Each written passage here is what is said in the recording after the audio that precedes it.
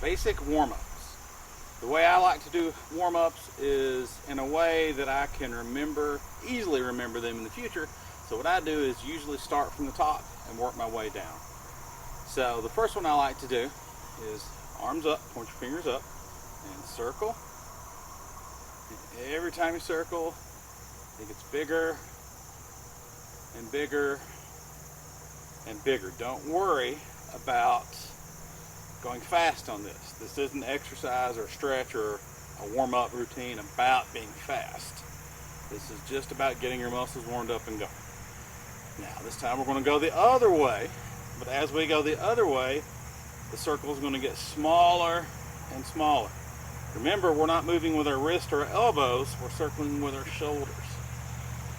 Good.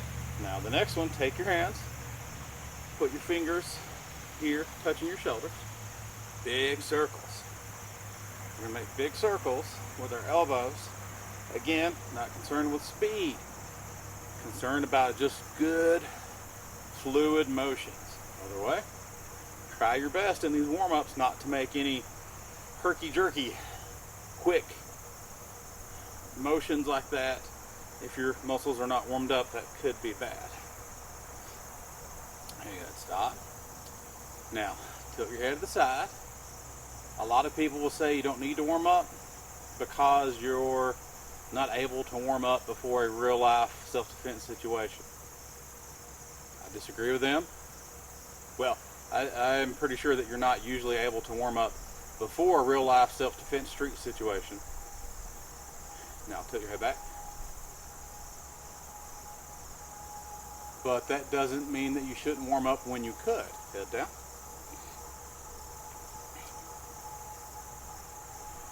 So warm up as much as you could, and to say what they say, to me, sounds like them saying, well, at some point in your life, you're going to be in a swimming pool where a little kid's going to pee in the swimming pool, so you should always just be in a pool that a little kid swims in or pees in the swimming pool.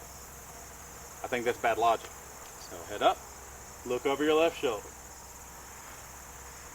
So anytime if you unfortunately ever do find yourself in a real life on the street self-defense situation, tilt your head the other way. Yes, that is true. You'll probably not be able to warm up, and your performance will probably suffer for it, and later you may even get some injuries because of it. I know I have. Head straight, but hopefully we'll never be in that situation, but we can be in a regular practice workout routine, and so that will occur much more often, so you should warm up. You should stretch out. So, now put your feet together, hands on your hips. Now we're going to circle with our hips. Try not to circle with your head.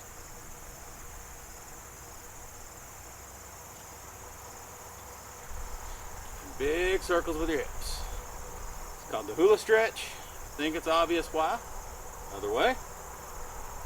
I find this a very helpful stretch, especially if for us older people, if you are driving a lot, you're in the car a lot, and my lower back starts to ache after a while, and I think this helps with that. I am not a doctor though, so please consult your physician. So now we're going to move down further. Stand on one foot, and the other foot's going to come up on the toes. From here, circle.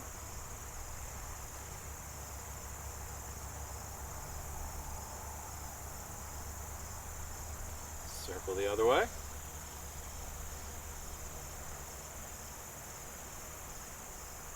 Good. Switch. Circle.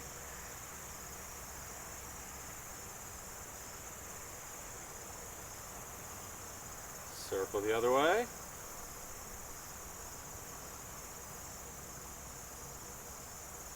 Good. Stop. Now we went from head to toe, so now we're going to kind of go back up just a little bit. So hands here, circle the wrist. Circle the other way. I've seen some instructors and some schools do it where they go back and forward and back. That's fine too, whatever works best for you. Just be really careful if you've not warmed up your wrists, stretch those out yet. If you do it very quickly in a jerking sort of motion, it might actually hurt your wrist a little bit, so go slow. Okay, good. Now, usually what I do from there is I usually go down to the ground. Hopefully you'll be indoors or in a nice spot, not outside like this, but I'm going to make the sacrifice so you learn. So we're going to be on the ground. Put your feet out. This is for the inside of the legs. You really do, if you can, want this to be stretched out, warmed up if possible. It helps movement a lot. The times that I have injured myself in sort of self-defense, real life self-defense situations where I didn't have time to warm up was always in this area here on the inside of my leg. All right, so hands up over your head. Gonna go side to side, touch both hands to one foot. So 1, 2, 3, 4, 5, 6, 7, 8, 9, 10. Good. Now, stay right there. In this stretch, if you bring your legs back in or bend your knees between the sets, it's almost like you have to restart, like you've lost some of your progress. So now, take one leg, stretch it back a little bit further. You can do both legs, but to me, I think it's easier just to do one leg. So hands up. Again, 1, 2, 3, 4, 5, 6, 7, 8, 9, 10. Good. Now, take the other leg. We're doing 3 sets of this. Stretch it out just a little bit further. Hands up. 1, 2, 3, 4, 5, 6, 7, 8, 9, 10. Good. Excellent. Now, from there, what we're going to do is take our hands, put them in front, right here. Now, if that starts to give you a little bit of a stretch, you start to feel a little bit uncomfortable at that point, that's where you need to stop. But if you can, kind of walk your hands out just a little bit further so that you lean forward a little bit further. If you still feel comfortable, go a little bit further. If you don't, stop right there. If you feel okay, go a little bit further. And remember, there's different types of pain, really. There's, well, I'm slightly uncomfortable pain. And then there's, I just heard something go snap, crackle, or pop. That second one, that's when you need to stop or take a step back. A little bit further. If you can. If you can't, that's okay. Hold where you're at. Or even retract a little bit. If you can, keep on going till you can get all the way down, forehead to the ground. Then when you're done, very slowly, come back up. Don't go fast. Now for this next one, always been a bit of a challenge for me, even when I was a kid. Pull your feet in together. Grab your feet with both hands. Stay there as you breathe in through your nose. Try to relax your legs. Do not make this like bobbing up and down motion. That actually is pretty bad for you. So just kind of relax. Stay there as you breathe in. Breathe out. Pull your forehead down. Your goal is to get your nose to your toes, if you can. But again, you get to a point where it's too uncomfortable. You hear something go snap, crackle, or pop, you should stop. Stay there as you breathe in. Breathe out.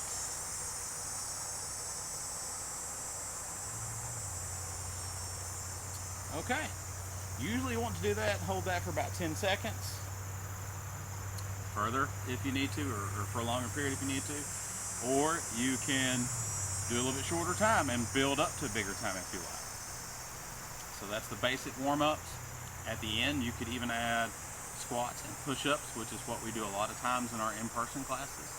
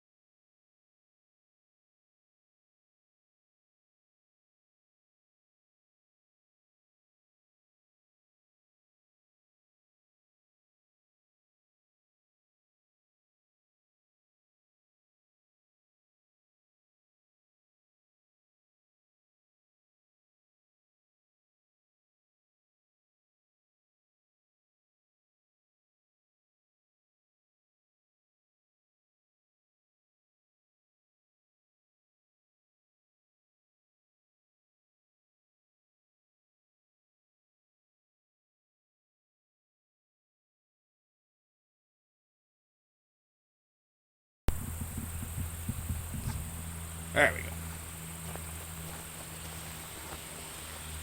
Alright, so for this self-defense is a single wolf drag.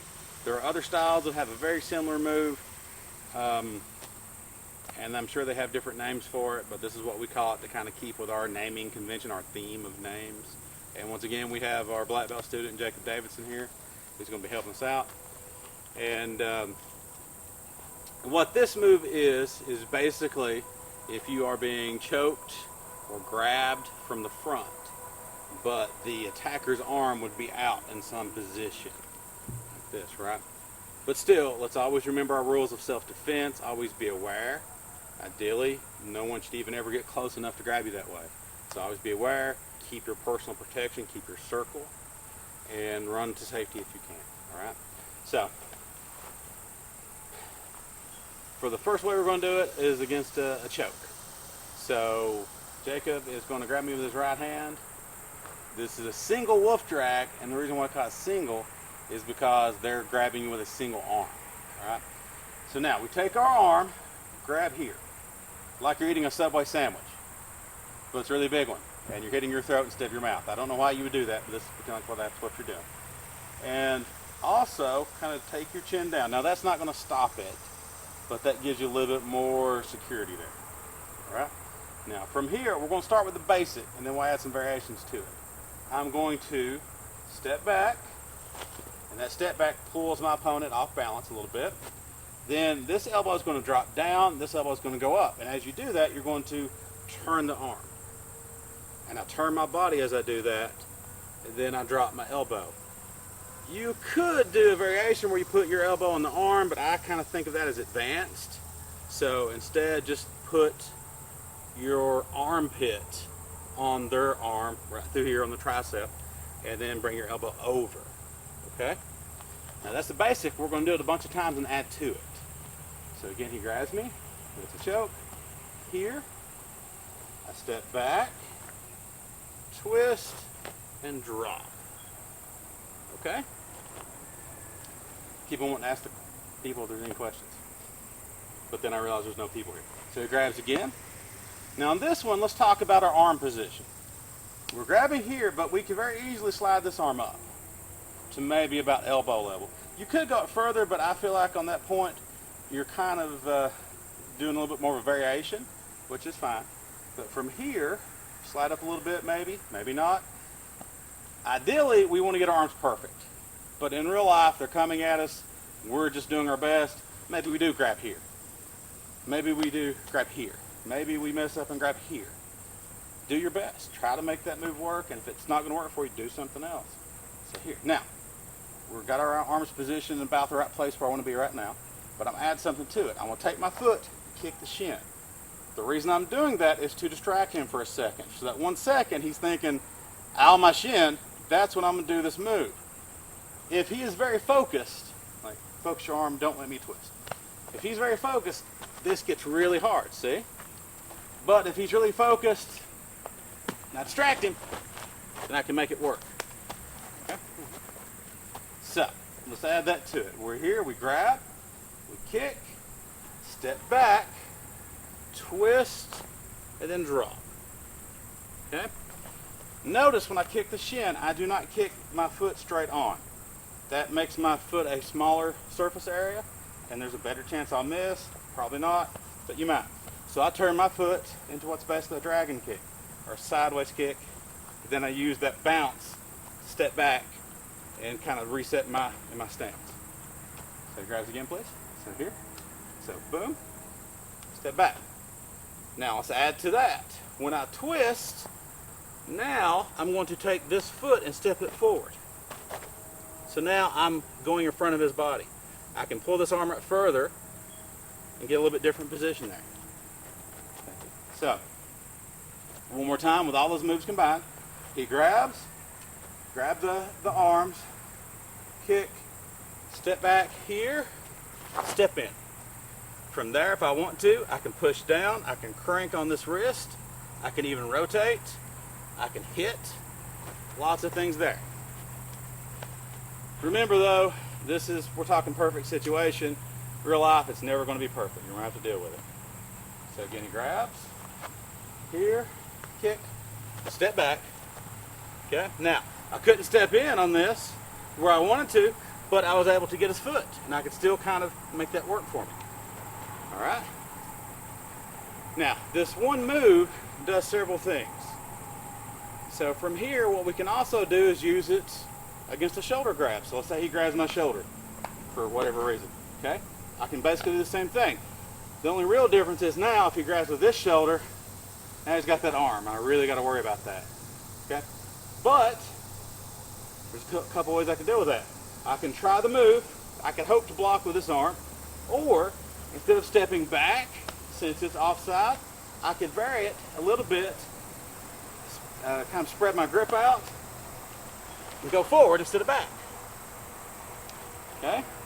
Or I could try really quickly to maybe beat that punch, right? Because I'm still worried about it. Here, and then try to step back and pull more. So that now his body goes up faster than his punch. All right? Or he grabs, I go this, I see he's about to punch, I jam, I block that up. Then I move into a different move. Right? Always be willing to adapt on that. If he grabs with the same arm the other shoulder, that's a little bit easier. Now I can pretty much do it just like I want to. Okay? You should always worry about their free arms, their free weapons. Now if he grabs right in the center, same thing. It really didn't change at all from him grabbing the neck. So same thing here. The only difference is now, more than likely, his arm is not going to be stock straight or close to it. It's going to be a little bit more bent. So in that position, you may have a harder time of making that twist work.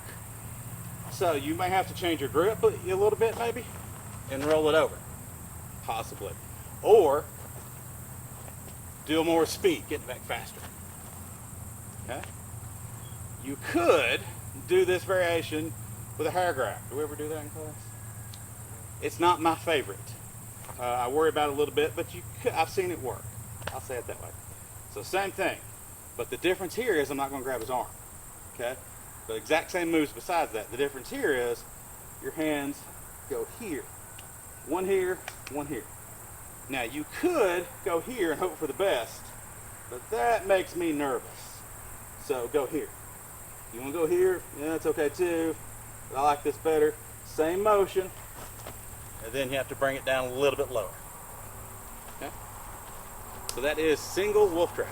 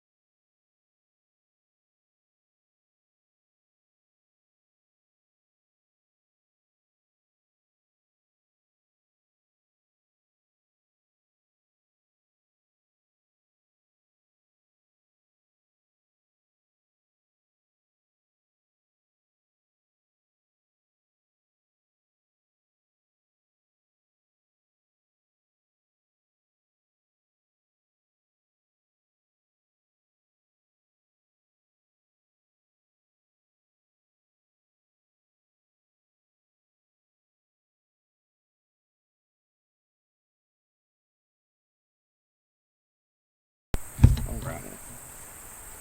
Sweet.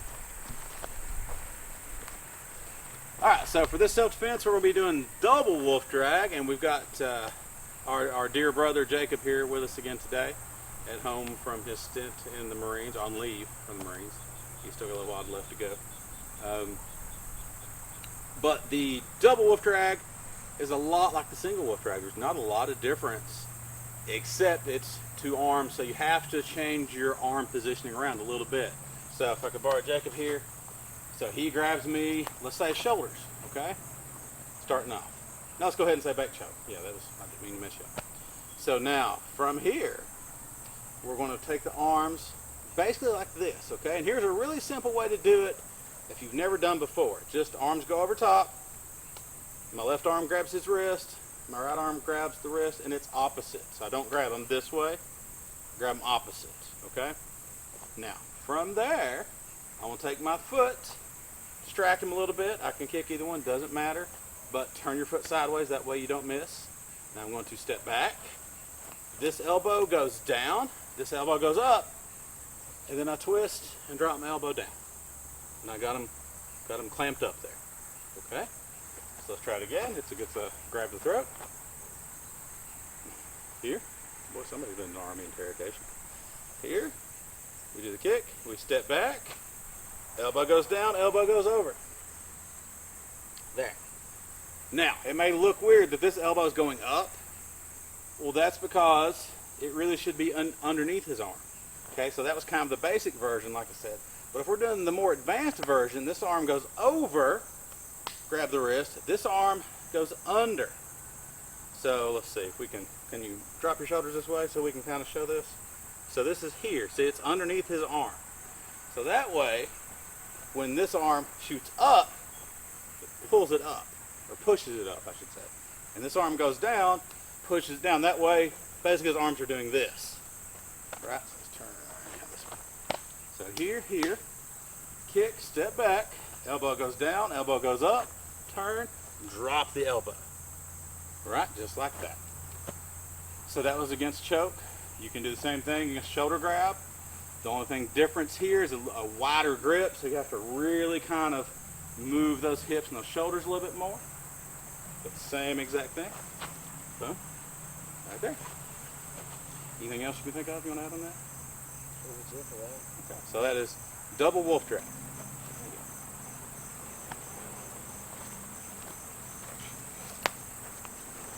Stopping them after each one.